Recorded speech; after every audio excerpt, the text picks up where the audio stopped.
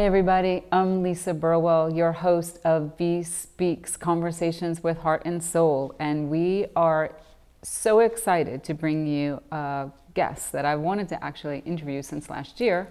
And his name is Brian Kelley. And you all know Brian Kelley from Florida Georgia Line. And now he is a solo artist as well. Welcome to the podcast, Brian. So glad you're here. Hey, thanks for having me. I know we've been trying to make this happen for a while, and it's good to see you. And thanks for the time today. You're so welcome. So I saw you last week? You were heading out on the Brittney VIE, right? Where'd you end up going? Do you go back home?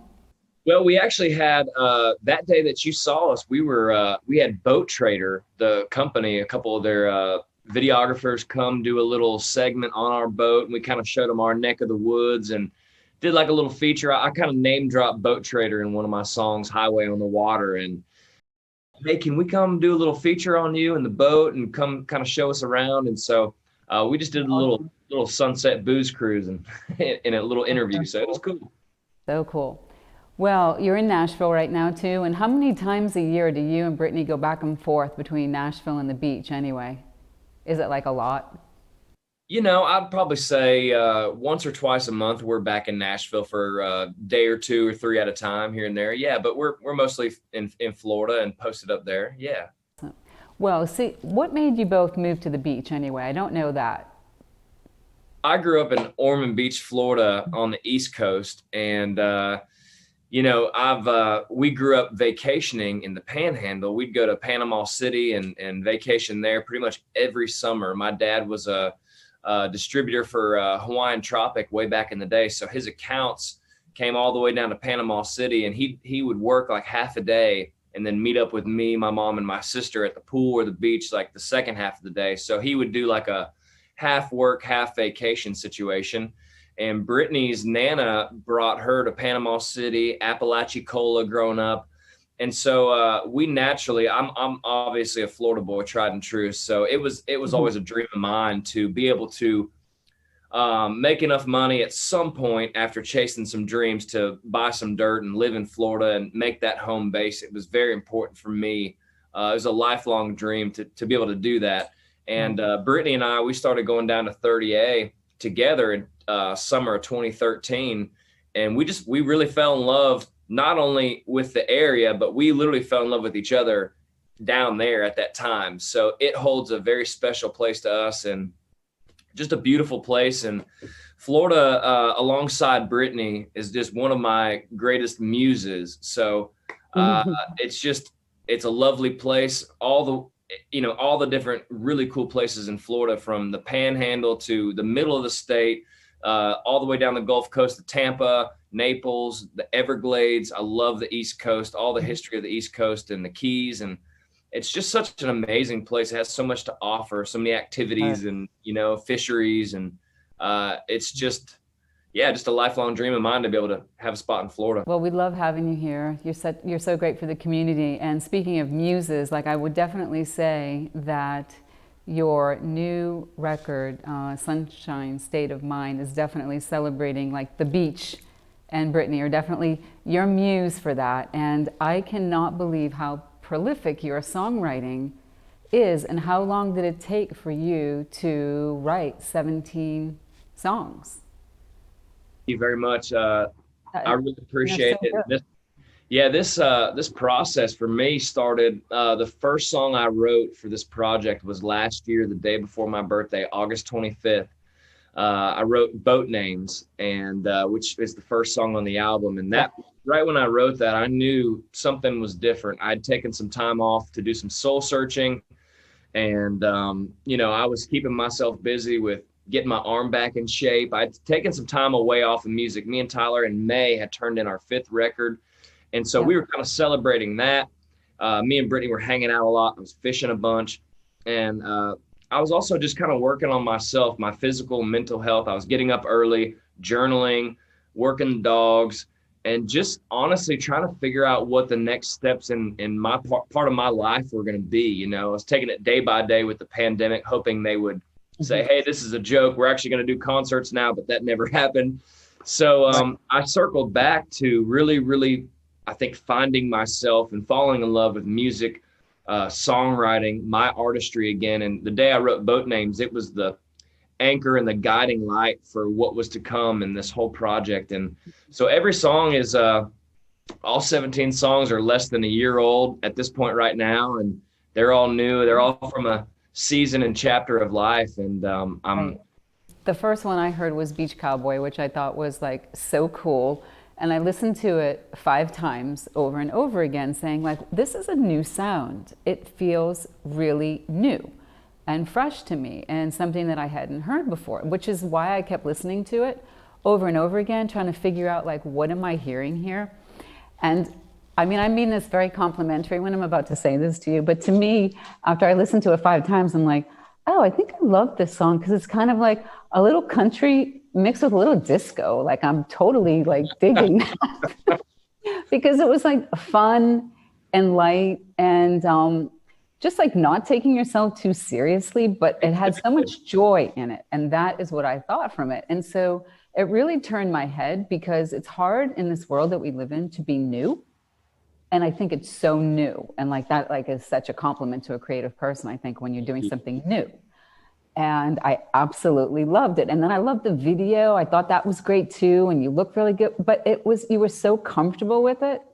And obviously they were your surroundings and that you loved it, but the authenticity of it is also very different because you can tell it's very authentic and that it's not like a shtick, hey, I'm at the beach, because it is where you live and it is what you love. So to say that you did that in under, a year is pretty outstanding. And did you write it all here at the beach? I wrote a couple songs in Franklin, Tennessee. When me and Brittney were there early in like September, we were there for a little quick trip. But the majority of the songs were either written in 30A in Florida, or I wrote probably 3 or 4 down in Key West, actually at Jimmy Buffett's studio. We were down there fishing, recording, and writing, and I'm really thankful to have be a co-writer on all these songs, and I really attribute these songs to my collaborators and co-writers. Really, just they dove into BK world head first with me, and we were just living these songs out, and I kind of out of those 17 songs, I'd say other than probably 2 or 3 titles, all of those songs and titles were my ideas. And I don't say that to boast. I only say that to say I learned a lot about songwriting, even more than I thought I would, doing this solo record, because I kind of figured out a formula that worked for me. I would kind of get titles would come to me and I would journal them. I'd write and mess with them and write some ideas, anything that would come to mind on how I would write that song. And I would just kind of save them and pinpoint my little small circle of co-writers who I'd want to write it with. And I already knew by the title that I would cut the song if we wrote it good enough, And so at that point, it's just like, you kind of just talk about how you'd write it, and then we'd write it, and then I'd have a song that I would record. Right. And so I felt a lot of freedom, really, truly having an outlet to write for myself. I've had some success over the years. I'm very, very blessed and lucky to have some outside songs cut and recorded by other artists. And I love that piece of being a songwriter, but blending the songwriter world and the artist world of mine together, it was really getting hard to get outside cuts. And you're wondering, well, would so-and-so say this, or I don't think they'd say this. And so when it came time to write for me, it almost felt like the easiest thing in the world, because I'm like, well, I'll just say it like this, or I'd say it like that, because it's my music. And so I just found a lot of joy and freedom and new layers of songwriting and creativity that I've never experienced before. It's like a whole new world. And so I'm just, and you have so many good, reviews too, like definitely like the day or 2 after it came out, you got great reviews on it, which I'm sure you're really happy about that too. Even though, you loved what you did. And I think as a creative person, you should only care about you loving what you do, not necessarily like looking for the endorsement of others, but in your business, selling music, obviously that's like a byproduct of it, But yeah, that's pretty amazing. Yeah, it sounds so fresh and so new. And your voice is amazing.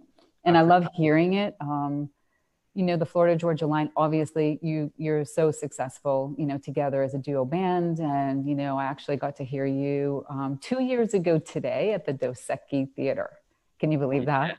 And that was a cool venue. Heck yeah. Do you like that venue? I mean, I just thought it was, really nice. And it was Where was that venue at? In Dallas. Oh, Dallas, yeah, Texas, Dallas. Dos Equis. Yeah. Yeah, I think, it was a really great venue. And I was amazed at, your showmanship and everything there.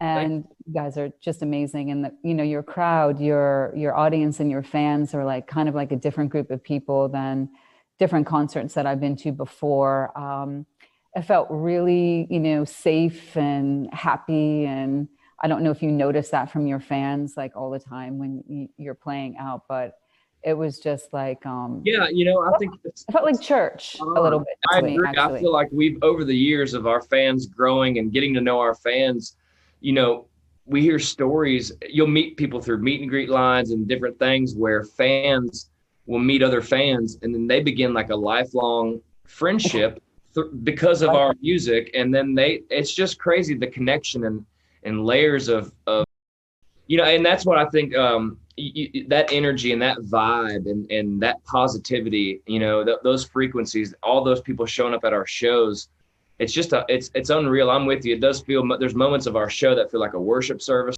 They do. Yeah, I was amazed. I'm like, oh, this should be church instead of church, because it felt more like it's something that it's supposed to be.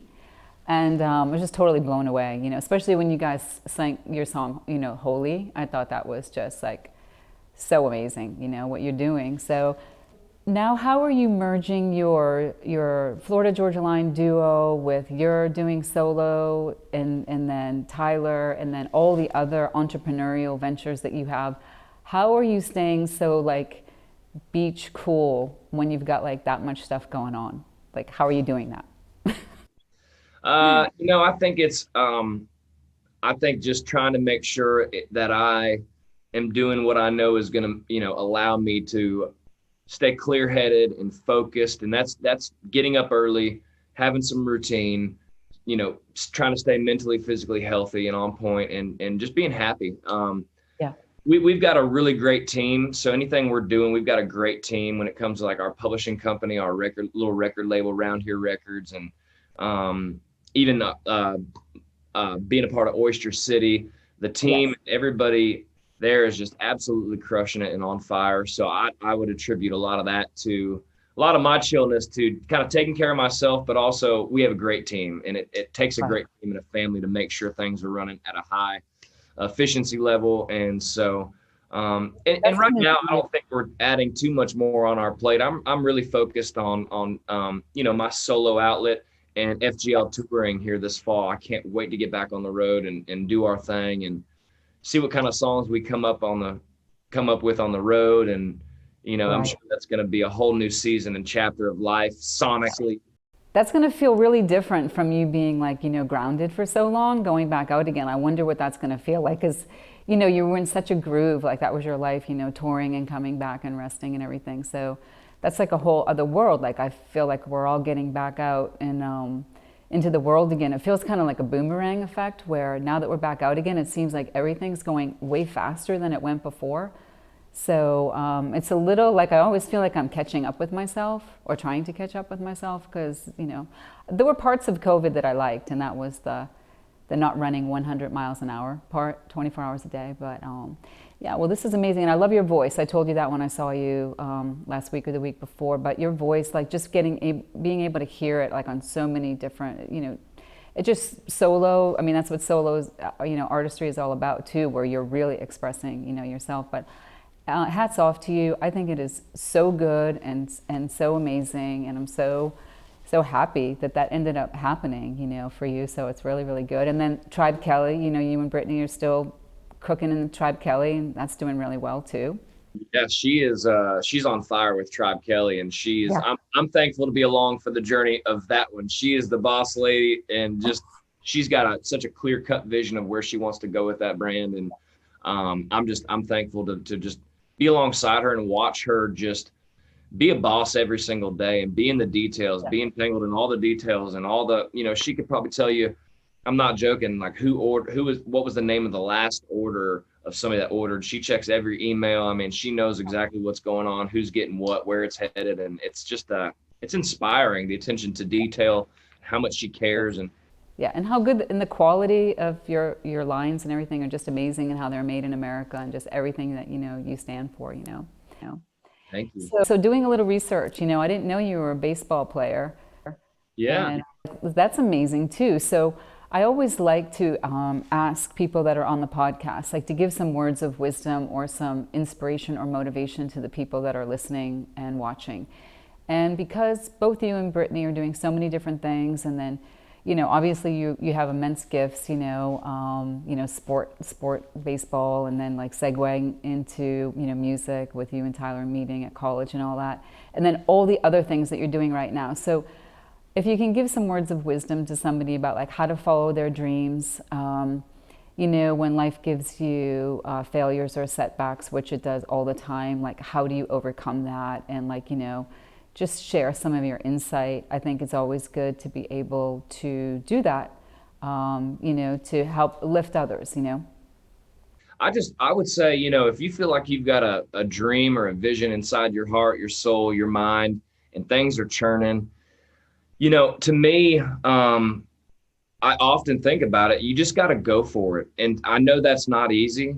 And sometimes it seems like the hardest thing to do, but you just got to go for it. And those little bit of, those moments, a little bit of fear or anxiety or whatever it is, you just got to get past that and use that as motivation. I often think about how scary this one thought is, how different my world and our worlds, me and Tyler both, and everybody's worlds would be if I didn't take a chance to move to Nashville.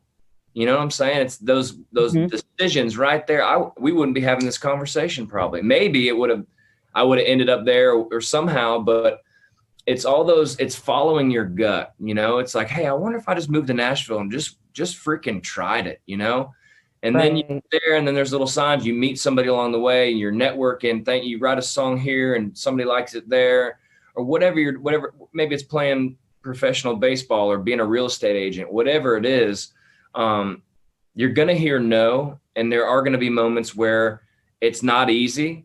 But that's where you shape yourself. That's where you fine tune. That's where you're refined through the fire, and you come out stronger. And you have lessons, and you have something to stand on. So, me and Tyler ran around Nashville for a couple of years before we even had a publishing deal or anything going.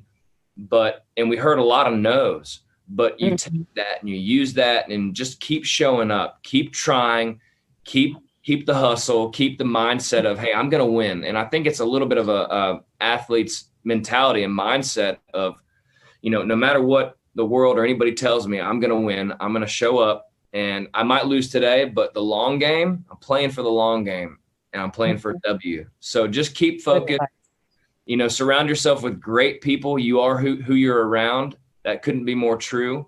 And so, look for, if you can find some mentors, some people that know more than you, that are willing to invest in you and put some time into helping teach you. I feel like Nashville is such a great place. And I know me and Tyler were both very lucky to get in some rooms early on with great songwriters and just being a sponge and soaking up and learning as much as we can. And BMI, is a performing rights organization here that works with songwriters.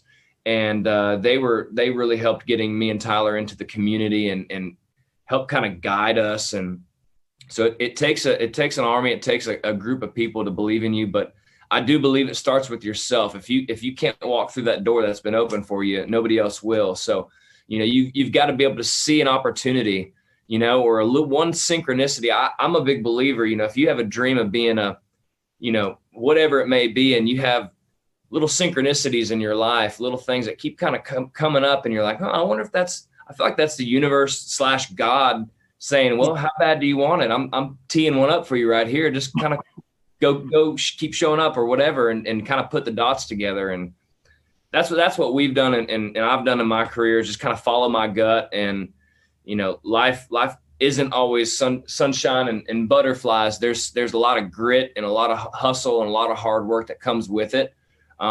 So yeah, I would just say stick with it and keep hustling. Thank you so much. Well, we're so excited for you. So the date is June 25th, the big release. And I wish you so much success with it. And let me ask you, is there one favorite song that you have on the album? Yeah, I would say Boat Names is my favorite. And, you know, I mentioned earlier, it was the first song I wrote for this project, and I didn't mention this earlier, but there was one moment where, you know, it was the day before my birthday. My publisher hit me up and I was like, man, do I really want to write the day before my birthday? I might be, you know, at the beach or whatever. And I had to kind of slap myself and I go, if I want this to happen, if I want songs that I can sing and that means something to me, then I'm going to have to show up and be a part of writing that. You know, if I want it, I'm going to have to go do it. And so I just kind of went and made it happen. And you know, we wrote a great song that day. And again, Parker Welling and Casey Brown, they're great songwriters, and just everything kind of, our worlds kind of collided and we wrote that song. It's about Brittney. It's a love song. It's an everyday man's kind of love song prayer about saying, hey baby, one of these days I'm going to put your name on the back of a boat. You know, I guess I'm kind of a hopeless romantic. I just think that's the coolest thing. You know, I spent a lot of time in Apalachicola, and they've got, you know, like really cool boat names over there, like old, like Marianne and just these really cool,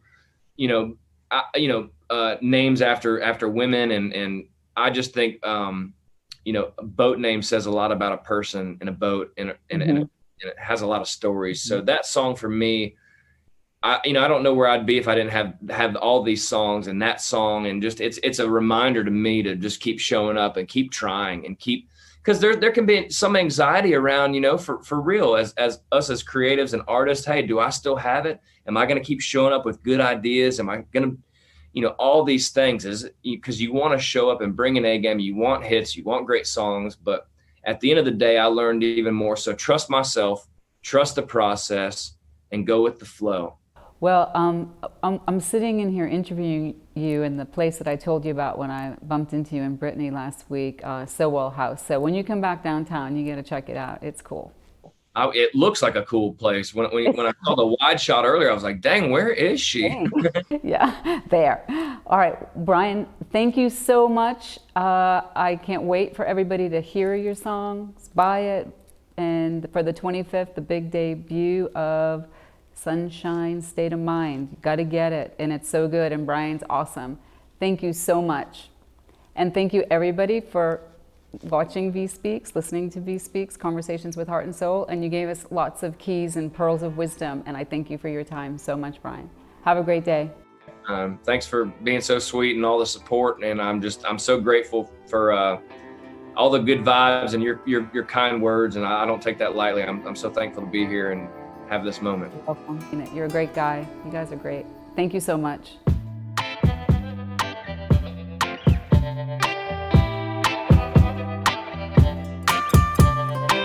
Right into town on my two-wheel steel horse, rolling on in like a storm on the Gulf Coast. Wherever them north winds blow, in them big white caps, that's where I hang my hat. Yeah, they call me beach cowboy, sand cruiser fighting